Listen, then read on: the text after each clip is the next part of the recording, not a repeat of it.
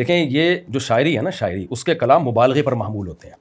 اور پھر میں یہ بتاؤں کہ یہ شعر سے شرک کا شائبہ ہوتا ہے، اس لیے یہ شعر غلط ہے. وہ اگر ہمارے سامنے موجود ہوتے تو ہم جتنا بھی ہے. آگے سنیے، مولانا اشرف تھانوی صاحب کی کتاب ہے یہ نشر القلیب ذکر نبی الحسیب، صفحہ 194. دستگیری، اچھا یہ ان کا فارسی میں ہے یا اس میں، تو انہوں نے اس کا ترجمہ بھی خود ہی کیا ہے. دستگیری کیجئے میرے نبی، کشمکش میں تم ہی ہو میرے نبی، جز تمہارے ہی کہاں میری پناہ، فوج کلفت مجھ پہ غالب ہوئی، ابن عبداللہ زمانہ خلاف ہے میرے مولا، خبر لیجئے میری.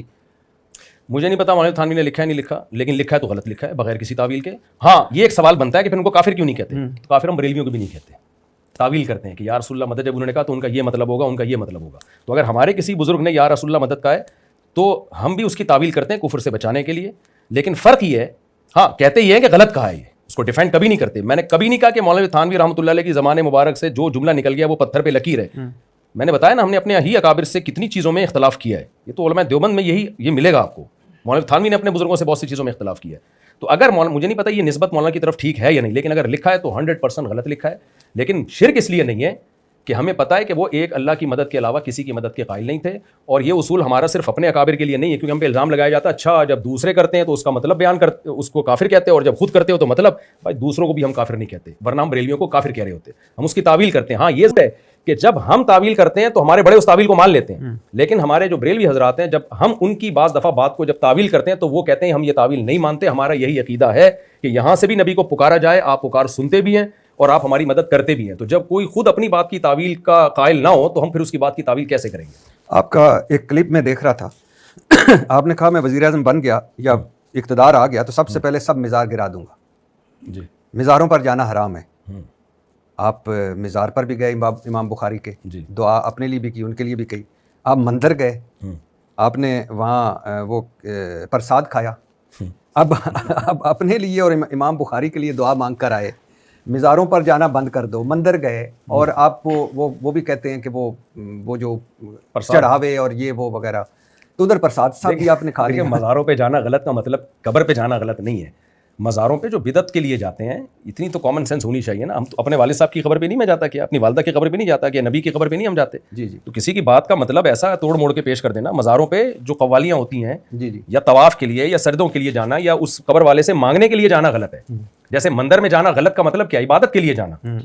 کوئی گھومنے پھرنے کے لیے جا رہا ہے، پنڈت جی سے ملنے کے لیے جا رہا ہے، تو اس کے ناجائز ہونے کی کیا دلیل ہے؟ حضرت عمر رضی اللہ تعالیٰ عنہ سے منقول ہے، یہ ان کا اثر ہے کہ ہم ان کی عبادت گاہوں میں جا سکتے ہیں. یہ جو ہے نا ہمارے لیے کوئی روک ٹوک نہیں ہے. نہیں، لیکن وہ پتہ ہے پرساد تو اس مندر کا چڑھاوا، پرساد مندر کا چڑھاوا ہے، وہ میں نے نہیں کھایا. پرساد نہیں تھا. میں جب گیا تو وہاں جو پنڈت جی بیٹھے ہوئے تھے، پنڈت تھے یا جو بھی تھے، تو انہوں نے میرے اکرام میں کچھ کھانا پینا منگوایا. جو بھی شریف آدمی ہوتا ہے منگواتا ہے اکرام میں. وہ پرساد نہیں تھی، وہ میرے اکرام میں منگوایا. اور میں گیا کیوں تھا اس کی حکمت میں آپ کو بتا دیتا ہوں. حکمت یہ تھی کہ ان دنوں میں ہندوستان میں مسلمانوں پہ بہت زیادہ ظلم ہو رہا تھا، مساجد ڈھائی جا رہی تھیں، پروپیگنڈا کیا جا رہا تھا. میں گیا ہوں پٹھانوں کے علاقے میں جو اسلام میں ویسے ہی غیرت مند ہوتے ہیں بہت زیادہ. تو میں نے کہا سارے چاروں طرف پشتو پٹھان رہتے ہیں اور ان کے بیچ میں مندر ہے اور اتنا محفوظ ہے. تو یہ میسج گیا ہے ہندوستان کہ ہمارے پٹھان قوم جو غیرت میں مشہور ہے اور اسلام میں مشہور ہے، وہ ان کے علاقے کے بیچ میں ایک مندر بنا ہوا ہے اور کھل کے عبادت ہو رہی ہے، کوئی روک ٹوک نہیں ہے. تو آپ مسلمانوں کو بھی وہاں آزادی دو مسجدیں بنانے کی اور مسجدوں میں عبادت کرنے کی. اور ایسا میسج گیا ہے کہ وہ ہندوؤں کے میسج آئے کہ ہمیں تو پتہ ہی نہیں تھا کہ پاکستان میں مندر اتنی آرام سے وہاں عبادت کرنے دی جاتی ہے اور اتنے خوبصورت مندر بنے ہوئے ہیں. تو یہ میسج تھا جو اس بلاگ کے ذریعے میں نے انڈیا کے لوگوں کو دیا. اس پہ بہت زبردست رسپانس آیا، انڈیا کے مسلمانوں کا بھی اور ہندوؤں کا بھی رسپانس بہت زبردست. آپ نے کہا تو عبادت کے لیے جانا حرام. آپ نے کہا اجتماعی دعا بدعت ہے. میرے پاس کلپ ہے، آپ اجتماعی دعا کروا رہے ہیں.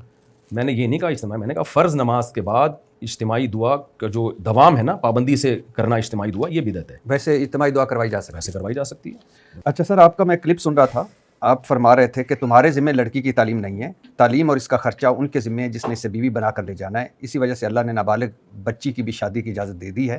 پیدا تمہارے ہاں ہوئی ہے، امانت کسی اور کی ہے. میں یہ آپ کو ایک ترغیب دیتا ہوں کہ یہ امانت بچپن میں ہی کسی کے حوالے کی جا سکتی ہے. اب اس میں دو اعتراض ہیں مجھے.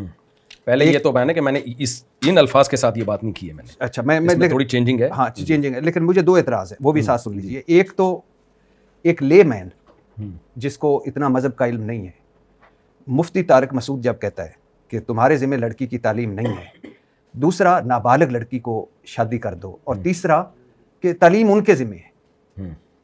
کیا میں اور آپ اپنی بیٹیوں کے ساتھ بھی یہ کریں گے کہ نابالغ لڑکی کی شادی, یعنی میری کوئی 8-10 سال 12 سال کی بیٹی ہے اس کی شادی کر دیں اور کہیں کہ تعلیم بھی وہی دیں بھائی؟ میں قطعاً یہ نہیں کہا کہ آپ اپنی بچی کو تعلیم نہ دیں. دیکھیں جو سیاق و سباق میں جو بات چل رہی تھی نا, اور اس کو میں ویڈیو میں دوبارہ پہلے یہ نہیں ریکارڈ کروا بھی چکا ہوں, آپ کے اس پوڈ کاسٹ سے پہلے بھی میں بیان دے چکا ہوں. میں نے یہ نہیں کہا کہ بچیوں کو تعلیم نہ دیں. اگر یہ کہا ہوتا تو میری بچی میٹرک کمپیوٹر سائنس میں نہیں کر رہی ہوتی. میرے سب بچیاں اسکول پڑھتے ہیں, کوئی ہوم اسکولنگ, کوئی اسکول جا رہے ہیں. کبھی بھی میں نے یہ نہیں کہا کہ بچیوں کو تعلیم نہ دیں یا نابالغ ہوں تو ان کی شادی کر دیں.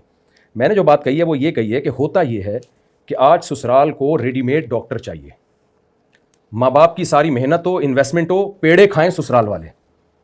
کیونکہ ایسے کیسز ہمارے پاس بہت آتے ہیں کہ ہمیں ڈاکٹر لڑکی چاہیے, ڈاکٹر لڑکی چاہیے. اس چکر میں ماں باپ کو یہ ہوتا ہے کہ ہم نے اپنی بچی کو ڈاکٹر بنانا ہے تاکہ اس کی شادی کسی اچھی جگہ پہ ہو جائے. یہ یقیناً ظلم ہے ماں باپ کے اوپر بھی کہ محنت ان کی ہو رہی ہے, پیڑے سسرال کھا رہا ہے, اس کو ریڈی میڈ ڈاکٹر چاہیے. تو میں نے یہ کہا ہے کہ ماں باپ پڑھائیں, لیکن جب اچھا رشتہ آئے تو پڑھائی کو مؤخر نہ کریں, نہ پڑھائی کو ڈیلے کریں, ملتوی کریں, اور نہ شادی کو ملتوی کریں. ان سے کہیں کہ 2 سال میڈیکل کالج میں ہو گئے ہیں, آپ شادی کر کے لے جائیں, اگلے 2 سال کی فیسیں آپ بھریں گے. میرا خیال ہے یہ کوئی غلط بات نہیں ہے. سسرال کا بوجھ آپ ہلکا کیوں کر رہے ہیں؟ شوہر کو کیوں نہیں کہہ رہے کہ تم اپنی بیوی کو پڑھاؤ؟ یہ سارا بوجھ ماں باپ پہ کیوں ڈالا جا رہا ہے؟ جب تک اس کی شادی نہیں ہوتی ماں باپ پڑھائیں اس کو, یہ ان کی ذمہ داری ہے. لیکن اگر کوئی رشتہ آتا ہے تو سسرال یہ نہ کہے کہ جب ڈاکٹر بن جائے گی ہم شادی کریں گے. نہ, یہ غلط ہے. سسرال یہ کہے کہ 2 سال رہ گئے ہیں, ہمیں آپ کی بیٹی پسند ہے, اب یہ ہماری بہو ہے, باقی 2 سال ہم کمپلیٹ کروائیں گے. آپ نے دوبارہ پوڈ کاسٹ ریکارڈ کروا دی ہے؟ یہ پوڈ کاسٹ نہیں, میں نے بیان ریکارڈ کروا دیا ہے دوبارہ. جی بالکل, اس پوڈ کاسٹ سے پہلے میں یہ وضاحتی بیان ریکارڈ کروا چکا ہوں, اور اسی جس سے میرا کلپ نکالا ہے نا اس میں بھی یہ وضاحت ہے, کسی نے ادھورا کلپ نکالا ہے.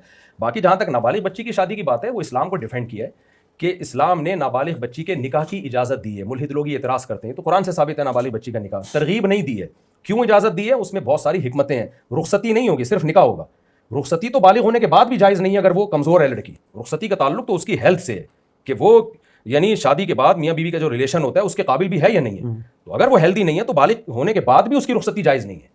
نکاح کو میں نے جائز قرار دیا اور ترغیب نہیں دی ہے. ترغیب شریعت میں بالغ ہونے کے بعد ہے نکاح کی, بالغ ہونے سے پہلے ترغیب نہیں ہے. اب یہ ایک اشکال ہوتا ہے اسلام پہ کہ جب رخصتی بھی نہیں کی جائے گی بالغ ہونے سے پہلے اور ترغیب بھی نہیں ہے تو اجازت کیوں دی ہے؟ اسلام قیامت تک کے لیے ہے. بعض دفعہ ایسی صورتحال ہو جاتی ہے, کوئی بلوا ہو گیا, آپ کو پتہ ہے کہ میں قتل ہو جاؤں گا, میری بچی کہاں جائے گی, تو ایسی صورت میں انسان اس کے تحفظ کے لیے نکاح کر سکتا ہے کسی بالغ مرد سے, یا کسی کی بہو بنا سکتا ہے اس کو کہ بھئی آپ کی امانت ہے, آپ کے نکاح میں ہم نے دے دی, رخصتی بالغ ہونے کے بعد ہی ہوگی, اس کی صحت مند ہونے کے بعد ہوگی. تو ایسی کنڈیشن میں اسلام نے اس کی گنجائش رکھی ہے قیامت تک کے لیے, باقی ترغیب نہیں ہے. آپ نے ادھر تو ترغیب نہیں دی, لیکن یہاں آپ ترغیب دے رہے ہیں کہ میں آپ کو ایک ترغیب دیتا ہوں کہ نکاح ہمیشہ گھریلو لڑکیوں سے کرو, نیچر سے مت لڑو. یہ شرط لگاؤ ہماری بیوی نوکری نہیں کرے گی. آج کل کہتے ہیں لڑکی پڑھی لکھی ہو تو بچوں کی تربیت بہت اچھی کرے گی. آپ سمجھتے ہیں کالج یونیورسٹی میں لڑکی جا کر لڑکی تربیت یافتہ ہو جائے گی؟ یہ لطیفہ کسی اور کو سناؤ, میں اس لطیفے پہ نہیں ہنس سکتا, مجھے اس لطیفے پر غصہ آتا ہے. یونیورسٹیوں میں چرس بٹ رہی ہے, لڑکے لڑکیوں کی سیٹنگز چل رہی ہے. یہ تربیت کرے گی آپ کے بچوں کی, یہ حیا سکھائے گی. ایجوکیٹڈ لڑکی آپ کو بیچ کر کھا جائے گی. ایجوکیٹڈ سے میری مراد ہے جو یونیورسٹیوں میں آج کل ماحول ہے اس میں. نہیں مولانا مفتی صاحب, تعلیم کے میں کبھی بھی خلاف نہیں. مفتی صاحب ایک لفظ دکھا دیں جس میں نے کہا ہو کہ اپنی بچی کو نہ پڑھاؤ. مفتی صاحب میں اس بات کو آپ کی کو مان کے آگے آ رہا ہوں کہ آپ نے یہ نہیں کہا کہ لڑکیوں کو نہ پڑھاؤ, لیکن سنیے, مفتی طارق مسعود کہہ رہا ہے کہ نکاح ہمیشہ گھریلو لڑکیوں سے کرو.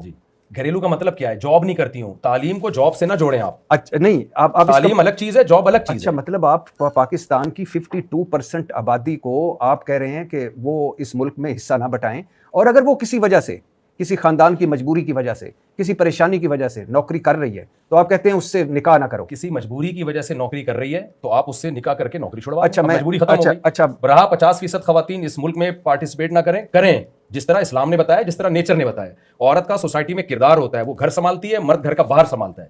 اور ہم اس میں بغیر کسی لگی لپٹی کے کہتے ہیں ان 50% خواتین کو گھروں سے باہر نکال کے جاب دلانا, ہم اس کے قطعاً قائل نہیں ہے.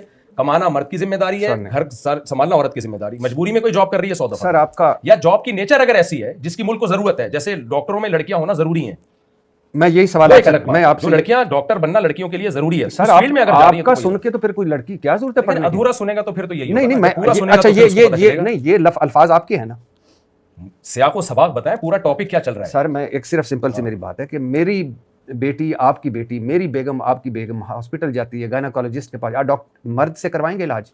میرے بیانات موجود ہیں, آپ کہیں میں ابھی نکال کے دکھا دیتا ہوں, جس میں میں کہہ رہا ہوں کہ لڑکیوں کا ڈاکٹر بننا ضروری ہے کیونکہ اس فیلڈ میں ڈاکٹروں کا ہونا ضروری ہے, مرد فیمیل ڈاکٹر سے علاج نہیں کرائے گا. یہ اس پوڈ کاسٹ سے پہلے میں 20 دفعہ بیان کر چکا ہوں. سر آپ اگر میں اس کا قائل ہی نہیں ہوتا کہ لڑکیاں ڈاکٹر نہ بنے تو میں پھر یہ بیانات کیوں دیتا؟ سر آپ کہتے ہیں کالج اور یونیورسٹیوں میں چرس بیٹھ رہی ہے, نہیں بٹ رہی. سر اس کا مطلب ہے کہ میں اپنی بچیوں کو میں اپنی بیٹی کو کالج یونیورسٹی نہ بھیجوں؟ ایسے یونیورسٹیوں میں بھیجیں جو مذہبی ذہن والی ہوں. تو بتائیں مجھے کوئی تفصیل, ایک لسٹ شائع کر دیں کہ یہ اس میں چرس بیٹھ رہی ہے, یہ اس میں تو نہیں اب بیٹھ رہی. آپ کا کام ہے نا, یہ تو میرا کام نہیں, میں تو ایک جنرل آپ نے فتویٰ دے دیا ہے, نہیں نارمل تو آپ یونیورسٹی نے میں فتویٰ دے دیا ہے سر, آپ نے ایک یہ بڑا ظلم کیا اس نہیں, میں اس کا قائل نہیں ہوں کہ یونیورسٹیوں میں آپ لڑکیوں کو بھیجیں, کبھی بھی قائل نہیں ہوں.